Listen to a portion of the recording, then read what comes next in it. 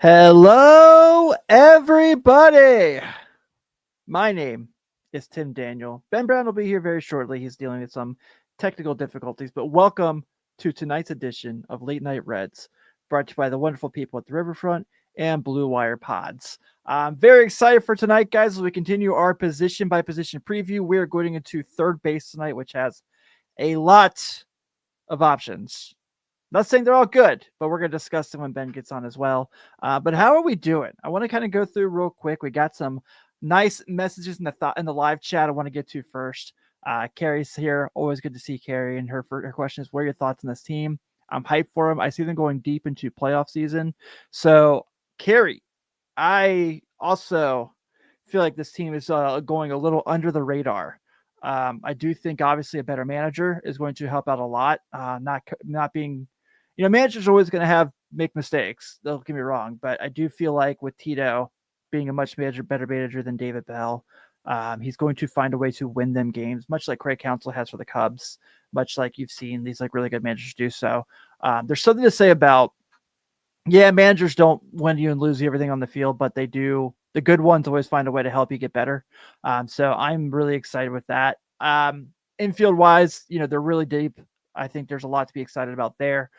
Even with the Spencer Steer injury, I still think first base looks pretty solid. CES looks really good so far in spring training, something where Ben and I are going to talk about here in a second, which that literally might be a second because it looks like he's starting to pop up here. And Ola! Hey, you here? What's hey, up, how are you? buddy? How are you? We're good. We're good. We've got a lively audience again tonight, Yeah, as can you always. hear me? Yeah, I got you. Can you hear me?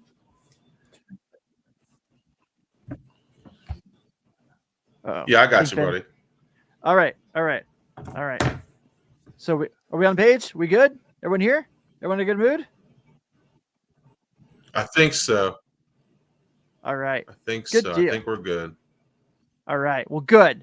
So Ben Brown in the house, and I was just kind of before you got on, I was going through some of the audience comment questions, and Carrie had this talking about. She says she sees the Reds going into deep playoff season, and I am really excited for this team. I think we've kind of getting the idea of that. I mentioned obviously that I think that obviously this team being really deep in the infield. I have a lot of concerns about the outfield, but I feel like pitching wise and infield, I think they're going to be pretty excited. Yeah, I would agree with that. I think that honestly, all the projections I've seen, all the things I've seen from people that I respect in baseball have all said the same thing. And then that the Reds are going to be a very productive team and should win the Central. Ooh. Between the pitching rotation, between their lineup, between the guys that they have, they should have a great opportunity to win the Central for sure. Yeah, I'm feeling really good about it. So speaking of, one of the reasons I'm feeling really good about it is we're now 18 days away from opening day. Most importantly, guys, today is my wife's birthday. So everyone say happy birthday to Grace Yes, so I don't get in trouble. So thank you. Appreciate it. But we actually have a lot of news to get to before we get to third base to discuss. So, Ben, I want to start here. The bats are humming in Arizona right now for the old Red Legs so far. Right now, you're seeing, Friedel with an 835 OPS, McLean with an 898, Ellie with a 1.7 and almost 2.0 OPS, Austin Hayes 1.2, Tyler Stevenson 9.1, CES 1.11 with another homer today, and Gavin Lux 762. So Benny, our boys are swinging that thing right now. Yeah, they are, man. Every time I get on there and look at what they've done, they are hitting the ball extremely well. And I'm hoping that it's a thing that's going to continue. So I'm not really sure what is the difference between last year and this year, but I really like the fact that they're coming in and swinging the bat well early, so that maybe we'll get off to a hot start. to the season and be able to maintain that throughout.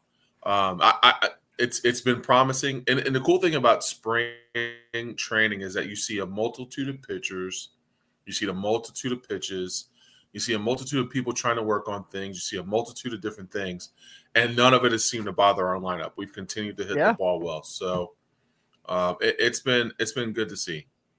Yeah, it really has, man. So that's kind of had me pumped up. Let's go to the pitching end of news real quick.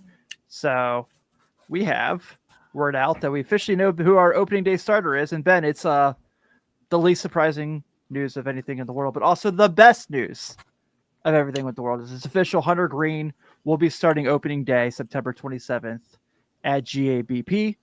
We've got to see Hunter kind of get back to himself a little bit in his last outing against the Rangers, which Chase Burns made his debut in that game too, and I want to talk about that as well. But Hunter had his best outing of the spring so far. Really looked calm, really looked collected. Back to the Hunter we're used to. Like Ben said, like everyone's just working on something in spring training, especially that was his third start of the spring, if I remember correctly. And he was lights out. So Hunter Greene once again leading the way, his second time as an opening day starter. We all know last year was Frankie Montas and probably should have been Hunter Greene. Not that that really matters, but it's still exciting to see that he's going to get the ball day one. Yeah. It's really good to see that Terry Francona is not playing games. Like, you know what I mean? Like, he knows who the guy is. He knows how good Hunter Greene is. And we all know that he's our ace, right? He's the guy that stirs the drink for us. So it's cool to see that he's already got the lineup set. He already knows who's going to go, and you already know that Hunter Greene is the dude. So it's a cool thing to see. Stability, right? Like there's no wait until like the last week of spring training, or there's no wait until like 4 days before we start to know who the starter. No. Listen, we're going to get it on the table now. Hunter Greene is our guy. He's our ace. He's our opening day starter.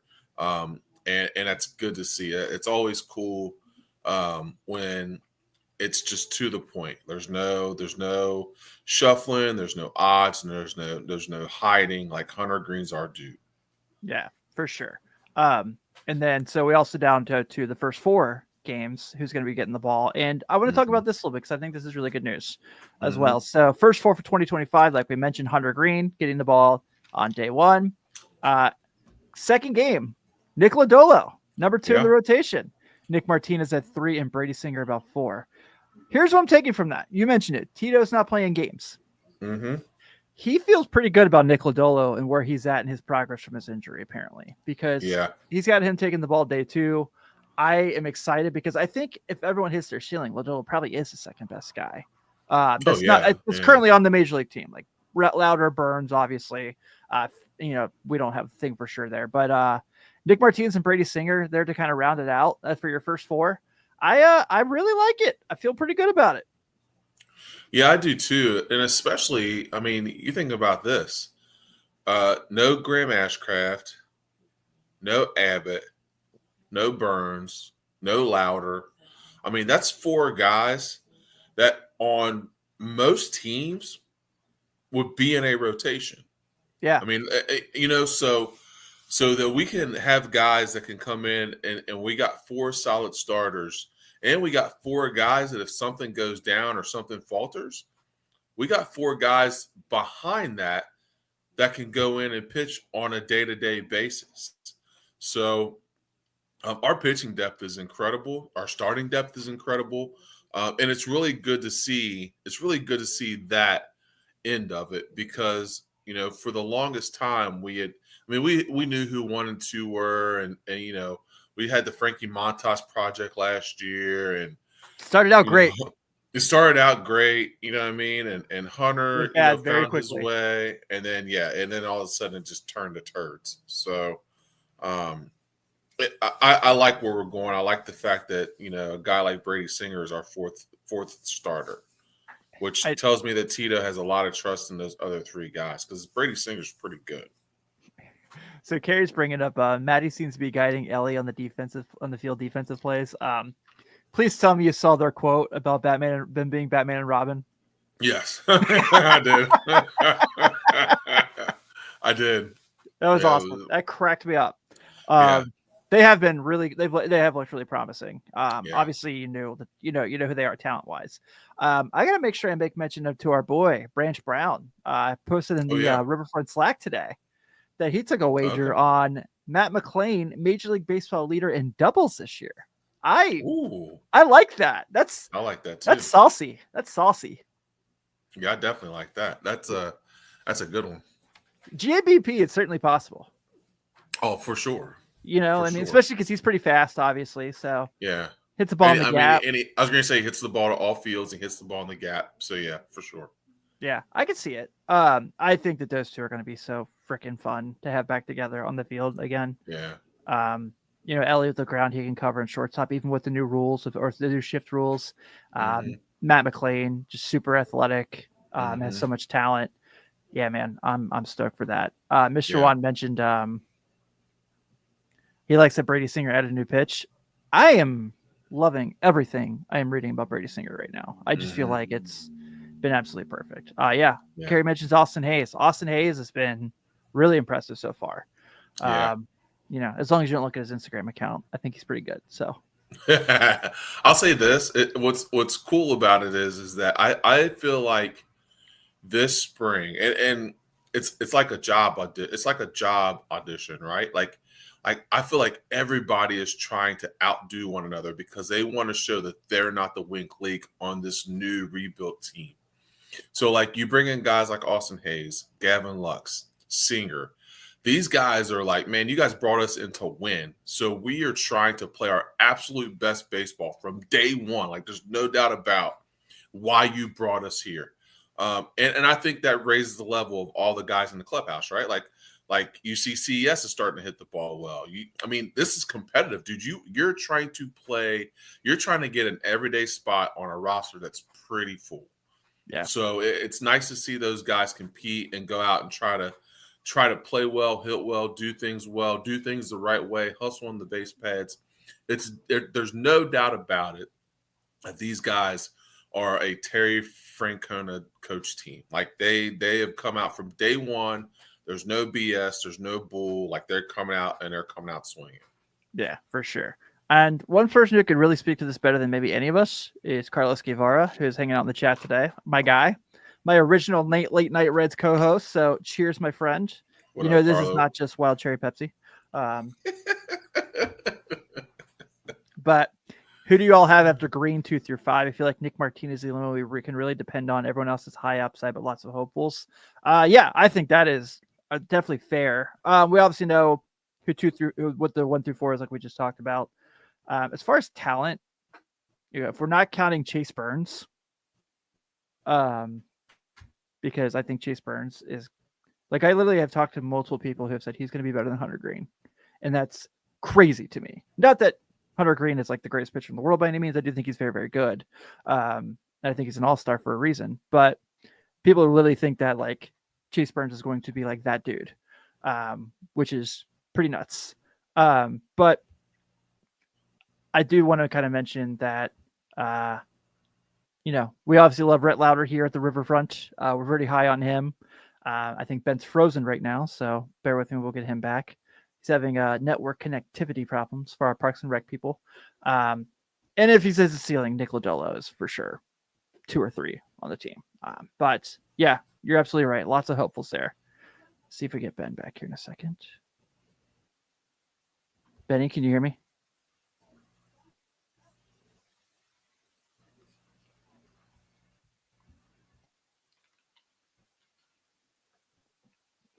All right. Well, I'll wait to see what's going on with Ben here. But we'll see. Let's see if I get him back up and running.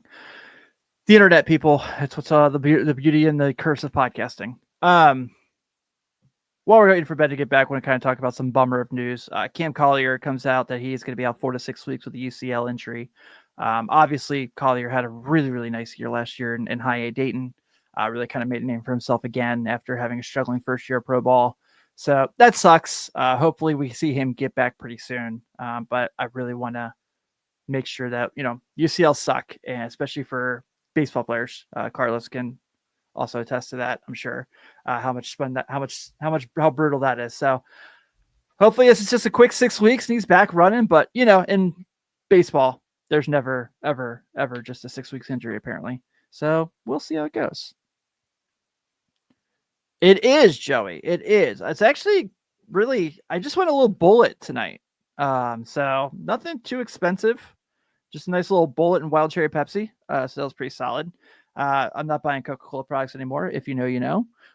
So, and then 2 chases. How about your being chased or chase me if you can? I like that. Carrie says they're going to run through walls for Tito, just not literal walls. I don't know. They might actually run through literal walls. They kind of seem like those kind of dudes. Josh Beckley, I think Hayes will hit 20 homers this year. I feel like he's in that 25 to 28 range, especially as a pull hitter in Great American Ballpark. I do really like that thought process. Our good friend in Canada, Joey Gaditza, has where's your bold prediction, Joey? Did it go away? I think he said something about CES hitting a bunch of bombs. Here it is. Yeah, CES maybe hits 35 round trippers. Let's see. I think we got Ben back. Ben. I did. Is your internet's fighting you today?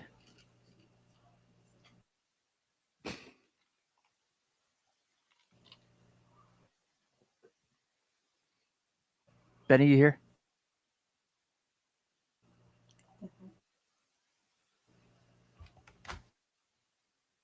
It's still. All right. We'll see what happens. We'll get there. All right. I see CES and Hayes to have big bombers. I think those guys are going to hit a lot of homers. So sorry about all the issues, guys. The internet sucks. But while I'm waiting for Ben to get on before we do our third base conversation, if anyone else has any comments, I will make sure I display them and we'll discuss them as well. But yeah, this is kind of what we're going through here. Just 18 days till opening day. I can't wait. Life happens. The Reds' big 3 will be Ellie, McLean, Hayes. This is from Carlos. I love that. I've been seeing a lot of Ellie hitting third of late in the lineup. I'm going to take a page here from Carlos's good friend Joey. I always thought it was better if Ellie hit second. I really wanted to see him get more chances and more at bats. I'm not against him hitting third. I think it makes a lot of sense for this lineup, especially with McLean being back. But I think he'd be an awesome number 3 hitter. I don't know this year, but feel the team has Spencer. So the Spencer Steer news has kind of been sucky. Seems like that doesn't seem very promising. So that part sucks, especially for first base and left field, because I don't know how that's going to work out. I don't know if I really love, kind of curious your guys' thoughts on this. If anyone has anything they want to share. The position flexibility the Reds go for, I think makes sense. But also I think sometimes it's something where they kind of make things a lot of really frustrating. So Gavin Lux, perfect example, right? They bring him in and they feel like he's going to play a lot of positions. That's great. Super utility, Ben Zobrist type. I think he could be really good at that. But also I think sometimes it kind of can backfire on them, i.e. Nick Senzel didn't go very well. So I wonder how much they should really lean into it. I don't think it's a bad thing to have, give guys a little extra flexibility, give guys extra days off. I'm not against that part. But I also don't necessarily know if that should be your all-out plan. So Joey asks, is Lux playing the outfield yet this spring? I haven't seen it. The carrier says he's planning to play in the outfield tomorrow. So I mean, that's another option there. I gotta look at his positions here and his baseball reference page while waiting for Ben to get his stuff together. I apologize about that, guys. Life happens.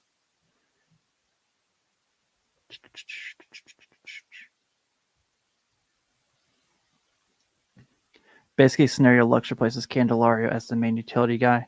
That's what I'm thinking. I've already made my bold prediction. I don't think that he will be on the Major League roster. That being Candelario, he'll be on the Reds roster come the trade deadline.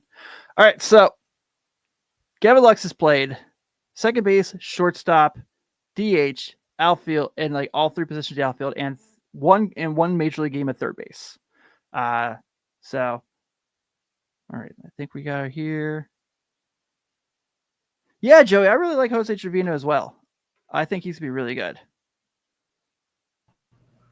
All right. I think you are clear.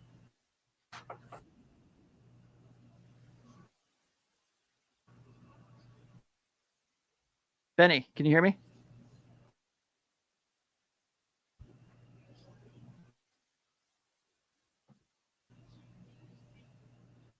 Psst. Ben, bark twice if you're in Milwaukee. I don't know what's going on.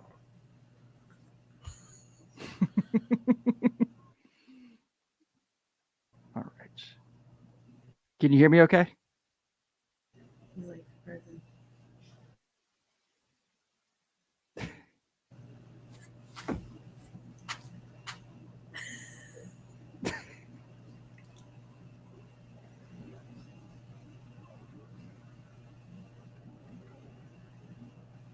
Can you hear me? All right, let's do this. We'll keep an eye. But while we're waiting for Ben to get going, let's talk a little hot corner today, guys. Let's talk a little third base. And so here's what Fangraphs has the projections for third base. We've got Jeimer Candelario leading the way with 245 plate appearances. Santiago Espinal, Noelvi Marte, Gavin Lux, all we're getting over 100 plate appearances playing at third base, and Spencer Steer at whopping 7. So they don't seem to think Spencer Steer's going to play a lot of third base. That's fine. But right now, Candelario looks like he's going to be the guy with multiple options there, which I think is fine. Like I said, I'm not against the position flexibility, but also right here is where we're going to kind of have this conversation about third base and what it makes sense, what's right and what's wrong for this team. So here's where I'm going to start. Let me see. Do I got you?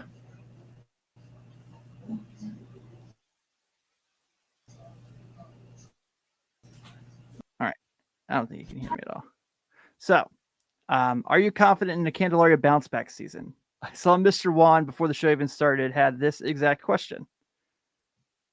Is Candelario going to do anything this year, or is it going to be another bad contract?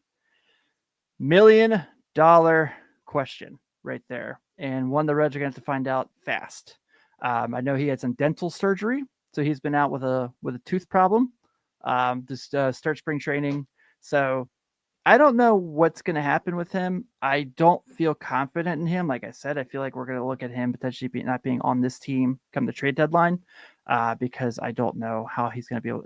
I'm not confident he's going to bounce back from last year. Obviously, April was really bad, and then May was really, really good, and it was like a mixed bag from there. Joey Gaditza says, I think Candyman is better, but maybe not awesome. He's got to be better. Like Carlos said, best case scenario is he's probably going to go in as the main utility guy, play first base, play third base, play DH, but they're going to need something from him. So really kind of genuinely curious to see how he rolls into the season. They need a big year from him as well.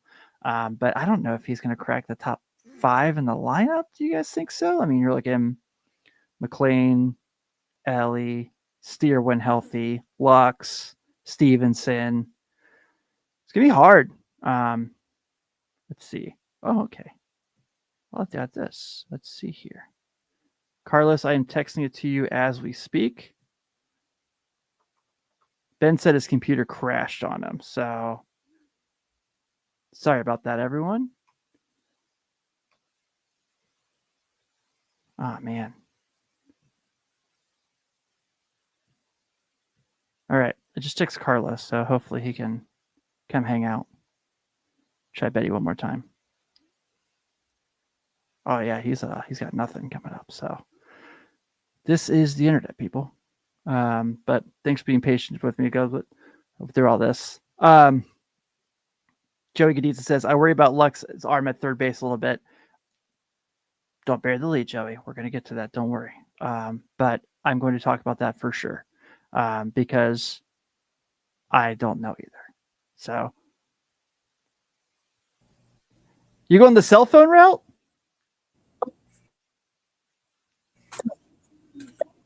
No, I had to go get my wife's computer. I don't know what's going on with my computer. It just crashed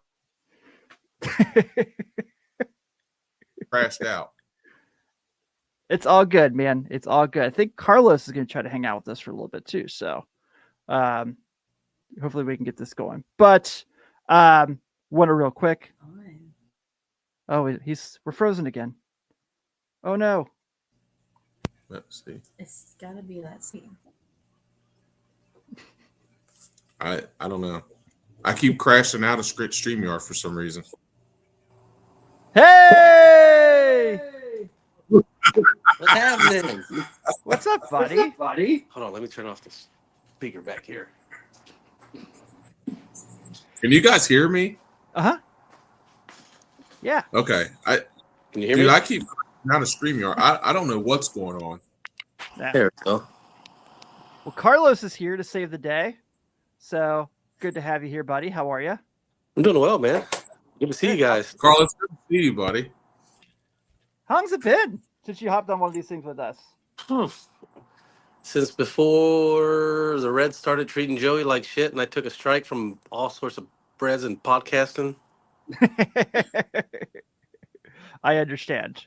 All right. Well, hey guys, now that I have you both here, so I'll bring the slide up again real quick. Get your guys' thoughts. Ben, now that we have you working, I'll start with you.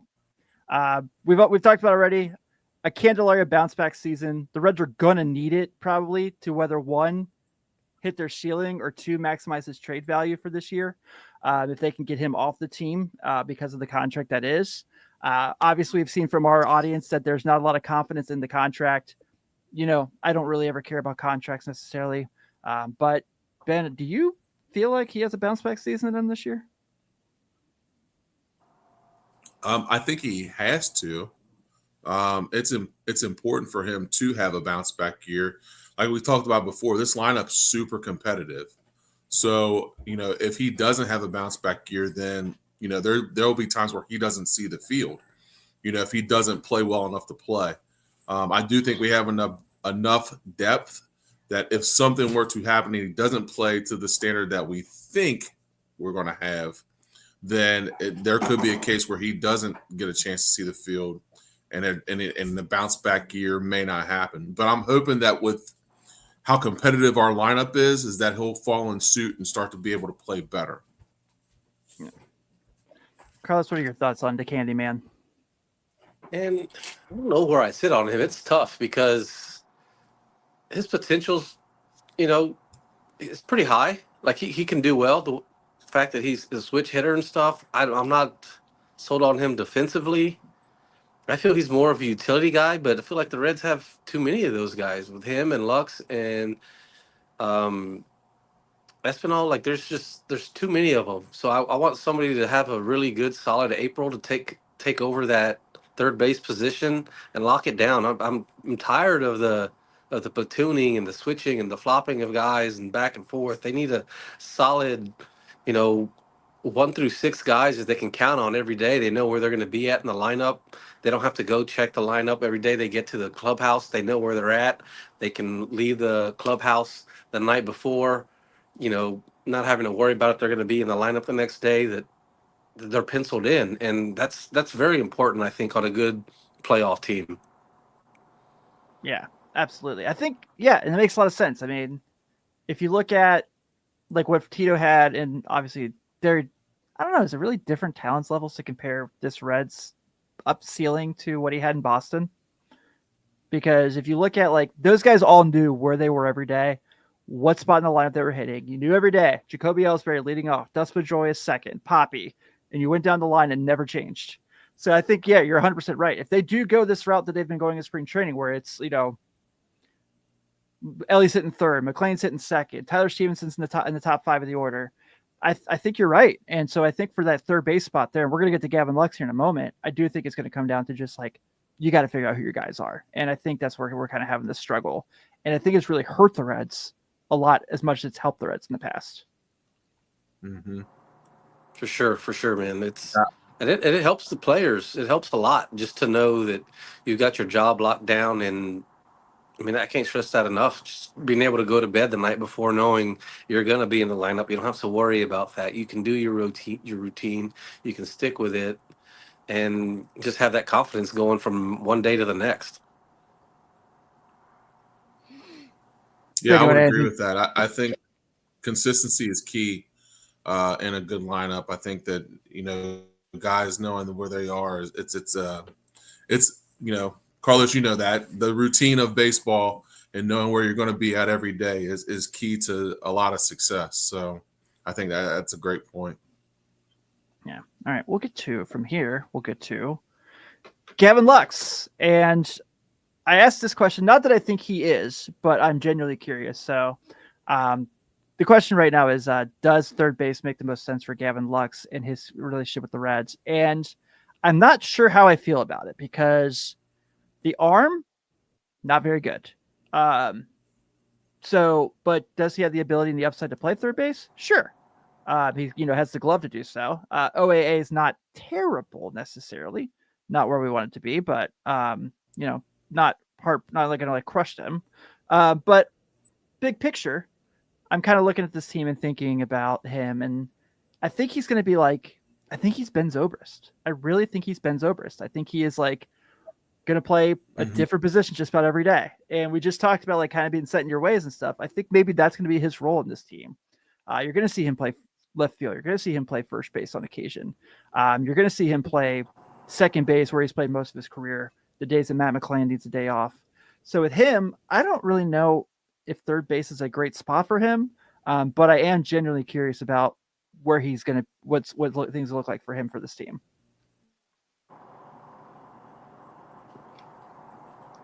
I think Ben, what do you think? Are you frozen again? Yeah. No. I think that a guy that'll give you multiple days, will give you multiple at bats, multiple days in different because he does give you that flexibility of being able to do different things on different days. So for sure, and give multiple guys days off or plug him into the lineup is multiple positions. Carlos, you played with a couple of those guys, right? There's like guys you could just like throw anywhere and they like fit in your time playing baseball. But for him, I feel like he is like probably better as a right side infielder, the first, second spot for him. But I think with him, like you said, just kind of becoming like the main utility guy like you mentioned in the chat earlier, I think is going to be his best role for the Reds. Yeah, for sure. And I mean, I think we're all kind of underestimating him a little bit. He's a solid player, man. He really is. He had a really strong second half last year, and if anybody can get that out of him, it's going to be Tito. I know it's at some point, you kind of have to scale back on how much credit we're giving Tito, but these are the type of players that Tito gets the most out of, the fringe player guys, the guys that are right there. He's not going to get the most out of the guys that are the rookies that are, hey, let's make him a star. Like, no, those guys are going to make themselves stars. Those guys are going to make themselves everyday starters. But the guys that are, that can be started like a Gavin Lux, that's a fringe player, like he needs to find his role and what it is. Tito's going to get that out of him. And I think he just has nothing but positives to look on at the end of last year and winning the World Series. A lot of guys are going to be looking at him, and he's just going to go out and show out. I hope that's what he does, and I feel confident that that's what he's going to do. Yeah, I'm with you. That brings us to Noelvi Marte. That's on the nose for exactly. I'm like, what is a successful year for Noelvi Marte? Is it getting major league at bats? Because what we saw when he came back from the suspension last year, spring has not been very promising so far from his at bats. It hasn't looked very good. And then, I think it's pretty obvious at this point if you look at how Tito's quotes, if you read between the lines, sounds a lot like he's going to be the AAA Louisville third baseman to start the year. But he's certainly talented and he's certainly a good, like he has a lot going for him. He can hit the ball hard. He's got a nice glove, but man, these slumps are really, really concerning, especially for a guy who's going into his second full season. No, I would agree with that. I think that it's just so hard, man. Like it's you see the talent, you see his ability, and the growth should be there, right? The growth should be there, and it's he's got having a struggle. So hopefully, he figures it out in AAA, and he's able to do some of those things down there and be able to get more consistency. But it's hard because you see how incredibly talented he is and how hard he can hit a baseball. But if you can't be consistent, then it's hard to stay at that major league level. Carlos, are you penciling him in your he's a 4A player spot yet, or do you have high hopes for him?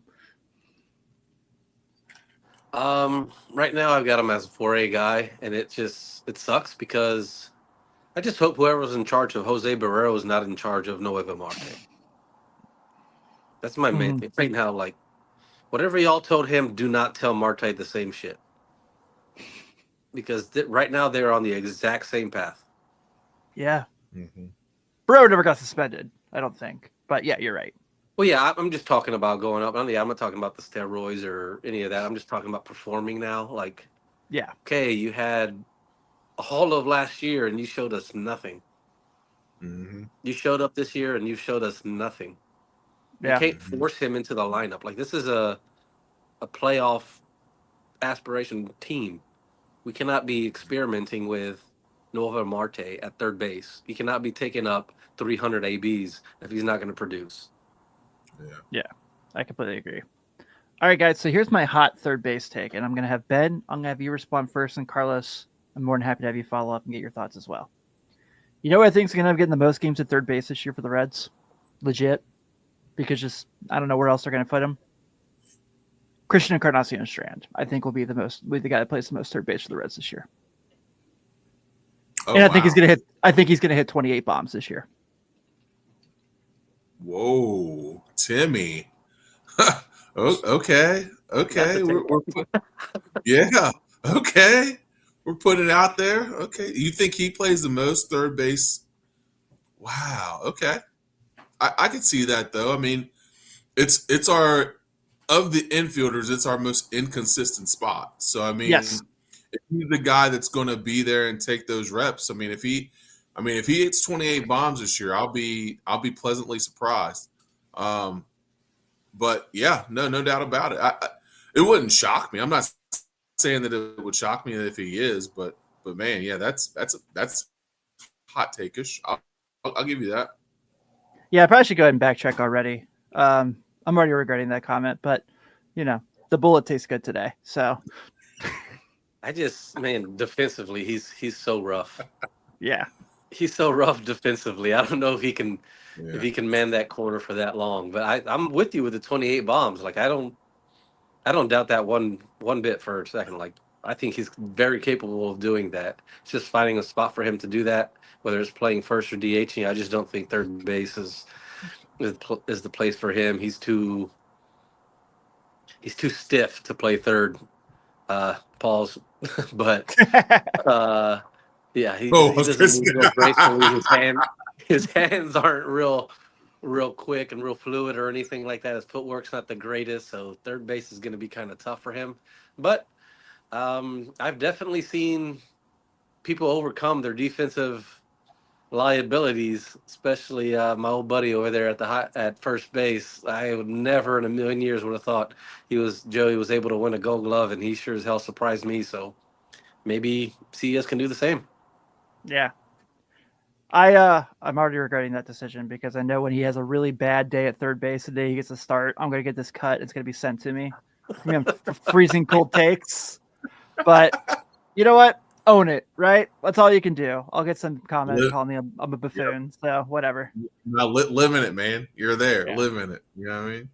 Yeah. Well, Carlos, I really haven't had a whole lot of time. We've shared some text messages, but we haven't had like a whole lot of conversation. I feel like this team's going to be pretty good. Like, I don't know if this is just my bourbon talking, but one, I think the only way they make the playoffs is winning the Central because, as you know, in your beloved NL West, those teams are stacked. Mm-hmm. LA is obviously LA. Arizona is going to be really good. I know they lost guys, but I think your Padres are still going to be really competitive. And then the East, it's going to be the Braves for the Bats. one of those teams has to win the division, right? So it's like, And the you know, Phillies. yeah, and the Phillies are good too. So it's like those wild card spots That's like are going to be, that's 6 teams right there between those two divisions. yeah. So I think they're better than St. Louis. They're obviously better than Pittsburgh. I think Chicago is going to be good, not great, and Milwaukee's Milwaukee. What the hell, Chicago? I don't know what to think of them. Dude, there's things about them I really like. Like Kyle Tucker on that team, I think is an awesome fit. Obviously Shota's really good. But I think that on paper, and this is on paper, so as you know, it doesn't mean anything. I think the Reds are better lineup wise. I think starting pitcher wise, I think they are too.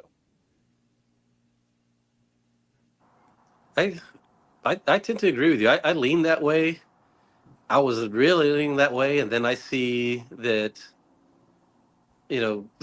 Vegas puts at the Reds at 78.5 wins or whatever it is, and then all the public's on the over, and I'm like, oh no, red flag. What the hell do they know that we don't know? Because that is a gigantic red flag when 90% of the public is taking the over, and you're like, oh no. But I mean, throw that out the window. Man, if the Reds can stay somewhat healthy starting pitching wise, it's going to be tough to beat them, man. I really believe it's going to be tough to keep them from winning the division, but maybe that's just the fan in me. I'm not sure. But as of right now, I would pencil in the Reds to win the division. Um, I just think they have too many guys that are right there to be able to take that next stride. That Yeah, a couple of them are gonna take that next stride. They have to. I agree, man. I just feel like, especially too in the Central, no offense to the other teams, but I think you can win the Central with 88 wins. I really think this is not like you have to win 93, 94 Oh win yeah, division. for sure. Yeah. Yeah. So I don't know. I think want to it'll probably be a home. little bit closer to like mid 80s, like 85, 86. It's gonna win that division, and it kind of sucks that they only play each other however many times it is now. It's not near as many. I Yeah. think that kind of hurts them. Right now, that they don't play their division opponents as much, because I think they would beat up on the Central. Yeah, But I think they would too. it is what it is. Yeah, the Brewers would still find a way to win the season series against the Reds, but I think because I don't know, they're just got some voodoo on the Reds. But I think the rest of the way, I think they would really hold their own. Yeah. All right, buddy. And I bet I'm going to bring back in the conversation here, but again, Carlos has not been around here for a while. Oh man, it's good to see Carlos. What's your bold Ellie take for 2025? Oh gosh, bold Ellie take. Oh man, because next week we've got the outfield, and that's. Ellie, it might be a so 10-minute segment. Dude. I mean, Ellie's so special. I mean, anything you say is not out of the realm of possibility, right? You know what I mean? Yeah. Like I guess, he's going to lead shortstops and home runs. I'm like, well, duh. Like that's that's not a high. Let's see here.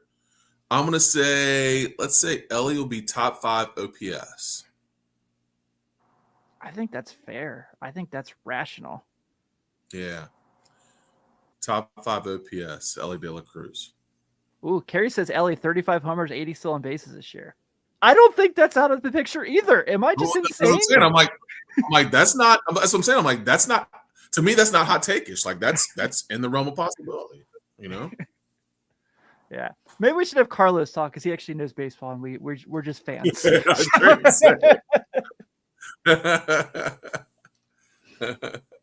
Man, I guess if I had a hot take for Ellie, it would probably be top 3 MVP. Yeah. Ooh, I like that too. At the end, you got Shohei, and then either Soto, Tatis, and Ellie. It's just Ellie just does so much, man. He can struggle in certain categories, but then he makes up for it in 3 other categories. He just does so much more than everybody else. So I was looking at this. We did this on an episode of the Riverfront a couple weeks ago. We were doing the best prop bets of the year for the Reds. Ellie is legitimately the only player that has minus value in lead if you bet leading the league in stolen bases. Like everyone else is like plus 100, 105, 115. Elliott's minus 135. So not only do they think he's going to lead the league in stolen bases, they think he's legit going to lead the stolen bases. The fact that you don't make money on it, but you're just donating this, taking a bet for something he's going to win. Donating Yeah. cash. Oof, don't. If that guy can hit right-handed, oh my gosh, the league is in trouble. I'm telling you. Yeah, because his over-under in home runs is 23.5. Like he's going to smash that. Oh wow. Yeah. If he plays 2/3 of the way he's playing in spring training, yeah, he's gonna crush that. Yeah. I don't think I he's hate going to lead. I kind of secretly hate how great the Reds have been in spring training because the spring training means nothing. Mhm. It means nothing. Yeah. But God Almighty, these guys are giving us so much to get so excited about. I know. I watched a Yeah. little bit of the game yesterday. I turned it on just as Gino hit the grand slam to like make it a 1-run game for Arizona. And I was like, oh, okay, well. And then I kind of watched him kind of like put a run together and win it. And I was like, oh, that was really fun. I was like, I've really missed this. Yeah. Oh man, it's gonna be so fun. I can't wait. Well, dudes, this is great.